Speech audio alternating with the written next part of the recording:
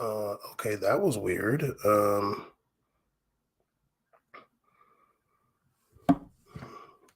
The I guess the internet went out for a second. Okay.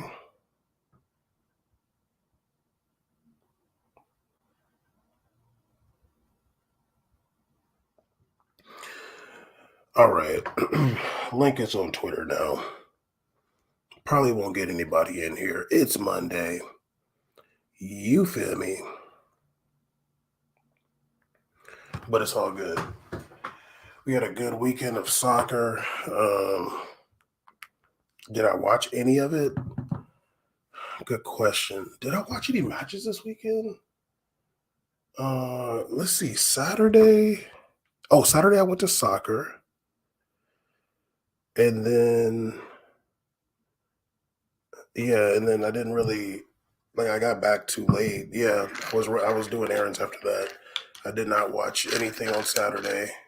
Um, but soccer was fun. I was hella out of shape. I haven't played in a few months and I'm sore, which is annoying because before when I was going consistently, I was not getting sore after. But now since I haven't been in a while, I had some sore legs and arms and back, and that was unfortunate. Um, but it was cool being back at soccer. Sunday, did I watch any soccer? Um,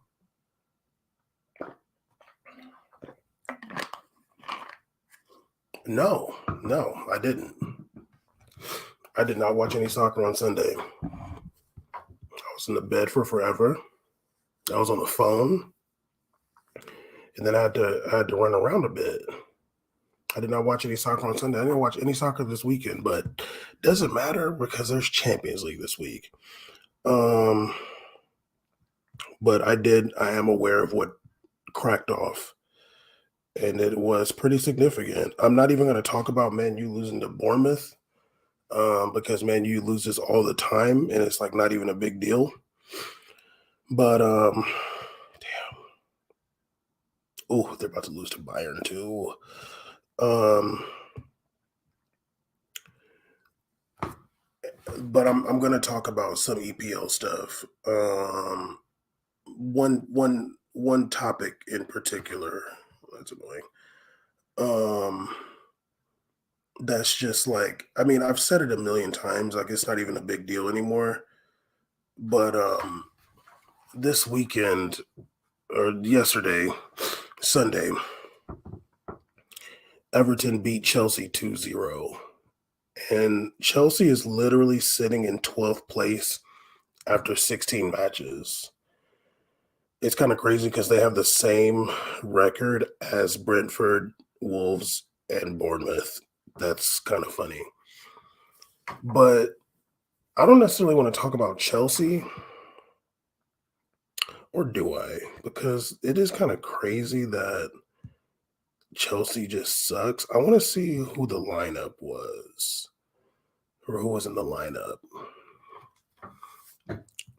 Um, Damn, dude, you got Mudryk, Enzo Fernandez, Cole Palmer, Moise Caicedo, Gallagher. Oh my God, yo. And they lost 2-0. You should have just started Raheem Sterling. I don't know what you're trying to do. But the thing I want to talk about this match specifically is Mauricio Pochettino. We got to talk about Pochettino, dude. Because honestly, I can't even believe that Pochettino is still out here being considered a good coach. When he left PSG, I really thought he was going to downgrade. I'm like, okay, like, where's he going to go? Like, I thought maybe he'd go back to Spain. I think he likes that English money, but like maybe like a West Ham or something, like you know, he used to coach what Southampton, like maybe like a like a Brentford or something like that, like. But this fool went to Chelsea. He literally left Tottenham. Let's go look at Mauricio Pochettino's record as a manager here. He coached Tottenham. Actually, not even Tottenham. He coached Southampton for a year. He went and coached Tottenham for 5 years, dude. And let me just make it very clear, in case you were like, well, maybe he won something. He didn't. This fool never even got to a domestic final. I mean, he never even won the FA Cup. They lost the EFL Cup once. You remember they got to the Champions League final and everybody knew they was going to lose. Like, I feel like the highest they finished was second under him. I feel like the year that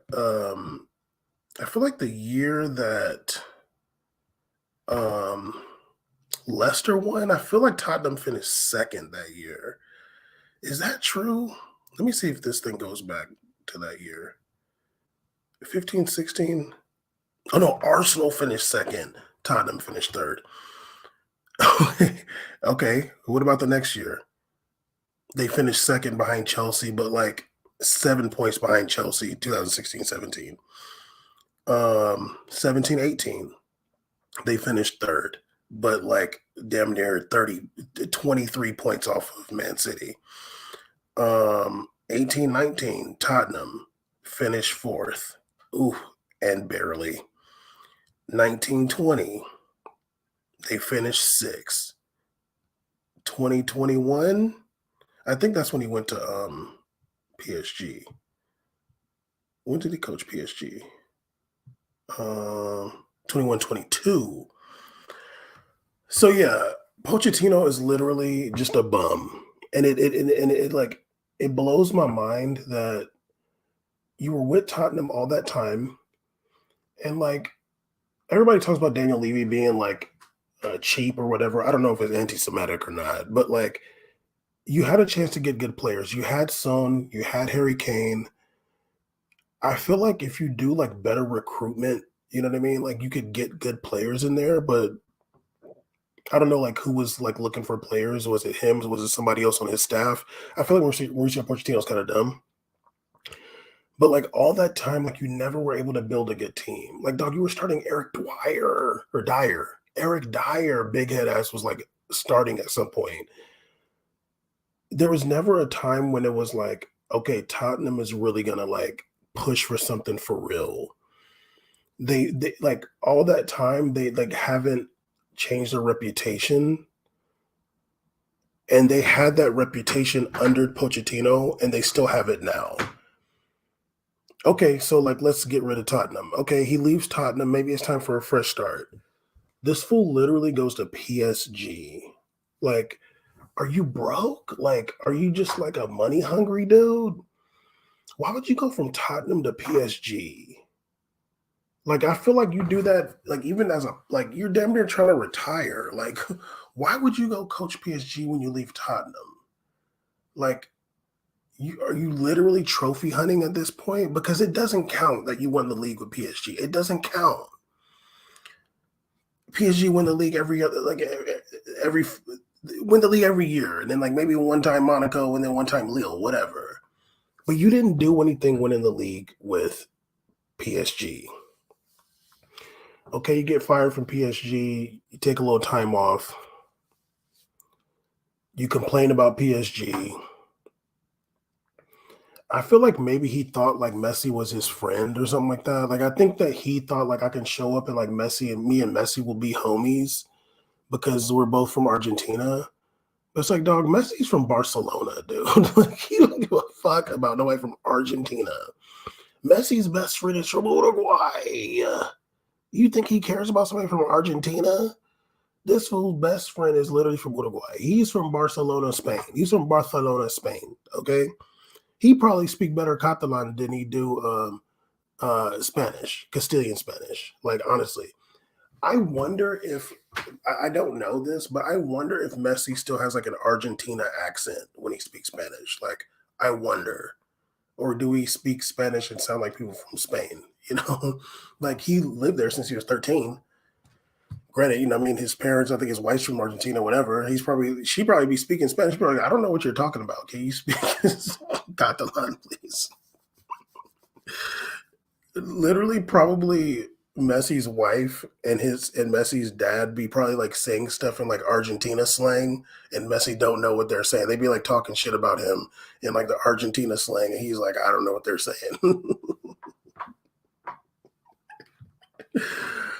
So like I think Pochettino showed up at PSG like, oh, me and Messi are gonna be homies. We're gonna go get coffee, and it's like, dog, like Messi don't like you, fool. Like he really doesn't. Anyway, so he leaves PSG, he takes some time off, and he like miraculously gets hired at Chelsea. And it's just like, how does somebody like Mauricio Pochettino fail upwards? Like it blows my mind. He's at Chelsea, first season. They're sitting in 12th place after 16 matches. I don't really know like their cup record right now. Can I look that up? I don't really care. But you have good players. They've spent millions, hundreds of millions on players. They got Cole Palmer in there. They got Mudryk. They got Caicedo, Enzo Fernandez. Now, let me just say this: Cole Palmer, like he's a good player, but like he's a baby, and he's probably been like spoiled rotten over there at Man City.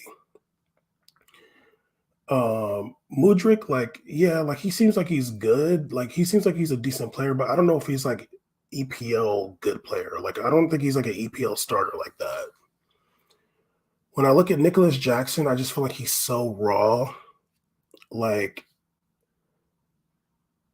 he just like I'm not impressed by him. Honestly, I'm not impressed by him. But let's look at the two midfielders. Because like if they were like balling, like they'd be okay. Enzo Fernandez, like I honestly like I'm just like, dude, he's not that good, dude. Like he's like strong. He's like Rodrigo De Paul. Like he's like he can like make some good passes, but like they kind of play him in a more advanced role on the pitch, and he's just not that guy. Like he really is a CDM to me. But they played him kind of more advanced, and I just don't really feel like he's that dude.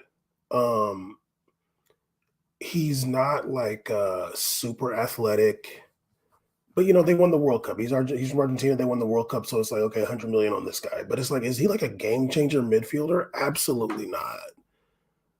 Like I would pick Tony Cruz over Enzo Fernandez right now. Tony Cruz is like 34, and then you got Moises Caicedo. And Moises Caicedo was good at Brighton. He literally was amazing at Brighton. But I feel like sometimes these people just like don't watch the matches for real. Because I'm like, why was Caicedo so good at Brighton? He's playing next to another midfielder who like they pretend is really good, Alexis McAllister, who is bad. He's useless. Because of that, and like Brighton has bad midfielders, like including when McAllister was there. Because of that, like Caicedo had to like do everything. Like he is such a box to box. He's getting the ball from the center backs. Like he had to do everything and cover so much ground. He's really just like the motor of that offense, and like he has to cover ground defensively. But it's a different system, and you're playing with different players. You're playing with a different manager who has no tactics in Pochettino. I don't think Pochettino knows how to get the best out of a player, really. Imagine when Emery was there. Oh my God. And another reason I think that is because when I look back at the Tottenham days, obviously Harry Kane's a monster. But really the player that used to stand out to me the most, really like explosive, like the most like explosive player on that team, really to me was Son. And I feel like he didn't start getting his props till like recently. And I'm talking about like we used to be talking about him on the podcast like back then, like 2017, like dog, like he's insane. We were saying that he should go to Real Madrid. Like we literally like, why doesn't Real Madrid get Son to like replace Ronaldo? Like he literally is like Ronaldo. Like he plays on the left, he's a winger, he does step overs, he's fast. Like he looks like Ronaldo when he plays. But they got Eden Hazard for whatever reason. But I feel like even with Son, like I feel like if you were really getting the best out of Son, like he would have been in that same conversation with Harry Kane. Obviously, you're fighting against the racist English media who like don't ever want to give Asian players their props. See Mitoma. But I'm like, even with Son balling like he did under Pochettino, like if Pochettino was really a good coach, like he would have been on that level, like undeniably. I'm going all over the place about this fool. But either way, let's just go back to Chelsea. Chelsea's doing bad. They're not in Europe. They don't have that responsibility, and they're sitting in 12th place after 16 matches. And I'm just like, Pochettino sucks. Like, can we just like stop with this Pochettino thing? Like, why is he a better manager than like anybody? Like, who's the manager of Girona? Like, get this fool. Why is Pochettino better than anybody? He hasn't done shit but like get to a couple finals. And even honestly, I remember that Tottenham run. I feel like it was a little fugazi, but I don't really remember that much. But anyway, let's move on. There was something that I saw. Oh, I can delete that. There was something that I saw that Giorgio Chiellini said, and it was interesting. So Chiellini was talking about Serie A, and he said, I mean, basically he's clowning Serie A, to be honest with you. And he said, West Ham are on the same level as the best team in Serie A. And I thought about that. And I'm like, West Hamilton? Are they as good as Inter? Probably. In 3 matches, they'll win one. They'll win one of those matches. In 3 matches, West Ham will beat Inter one of those matches. And I'm not even saying like they'll draw, like they will win one of those matches against Inter. Easy. Like Burnley won't, but like West Ham, even though West Ham ain't even doing that great, West Ham will get a match off Inter for sure. I was even looking at Lautaro Martinez, who's 26 now, and I'm like, dog, like you're doing your thing in Serie A, but like we need to see you in a real league. I'm sorry, dude. Like I can't really take you that serious, doggy. Like I need to see you in a real league. I can vouch for Julian Alvarez. Like he's balling in EPL, but like you in Serie A, it's like, and I'm also like, how come none of these other teams are trying to get you from Inter? Like if you're that good, like nobody's coming for you for real. There's always rumors about him, but I'm like, I'm wondering, like, is he like what's the deal? I don't really watch Serie A like that. Like, Lautaro Martinez is a good player. I'm not saying he sucks, but I'm like, you're also doing it in Serie A, and it's a little bit. Ooh. So, Chiellini said that West Ham are on the same level as the best team in Serie A. Like, now I'm talking about Inter, but if you look at like Milan or Juve, like West Ham is beating them, like for sure. West Ham is beating them 2 matches out of 3, in my opinion. But then Chiellini went on to say something, and I'm like, is it racist? Is he on his Rush Limbaugh? He said, have you seen Chris Smalling or Tomori or Ruben Loftus-Cheek? Physically, they are 3 times better than most players in Italy.